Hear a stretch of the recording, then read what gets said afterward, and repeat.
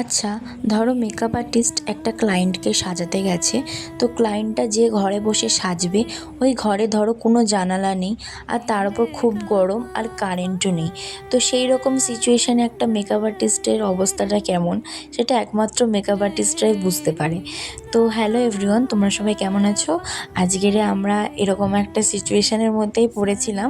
আমরা বাড়ি থেকে বেরোই 3টের দিকে, আমরা ক্লায়েন্টের লোকেশানে 3:10-15-এর মধ্যে পৌঁছে যাই। কিন্তু আমাদের মেকআপ শুরু করতে করতে 4:30 বেজে গেছিলো, কারণ অতটা লং টাইম কারেন্ট ছিল না।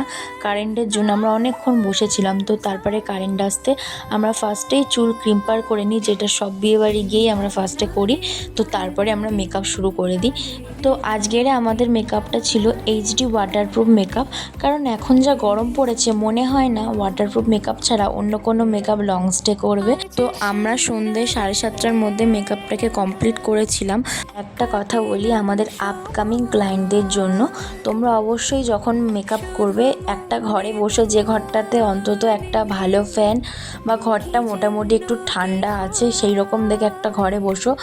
কারণ এখন যে পরিমাণ গরম পড়ছে, এই গরমে তো নর্মাল মেকআপ করা অসম্ভবই। তারপরেও যদি মেকআপ ব্লেন্ডিংয়ের সময় কোনো ফ্যান বা ঘরটা যদি একটু ঠান্ডা না হয়, যতই ওয়াটারপ্রুফ মেকআপ হোক সব মেকআপই উঠে যাবে যদি মেকআপের ব্লেন্ডিং ভালো না হয়। তো যাই হোক, এইরকম একটা সিচুয়েশানে আমরা আমাদের ক্লায়েন্টকে রেডি করে ফেলেছি। আর এখন আমরা বেরিয়ে যাব, কারণ আমাদের বেরোতে বেরোতে অলমোস্ট 7:30 পৌনে 8টা বেজে গেছিলো। তো দেখো, আমরা ওখান থেকে বেরিয়ে এসে চৌমাস থেকে ফুচকা আর আইসক্রিম খেয়েছিলাম।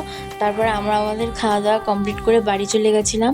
আর আমরা কিন্তু ক্লায়েন্টের ফুল ছবি ফেসবুকেও ছেড়েছি আর এখানেও দিয়ে দিলাম। কেমন লাগছে অবশ্যই জানিও। আজকের মতন টাটা।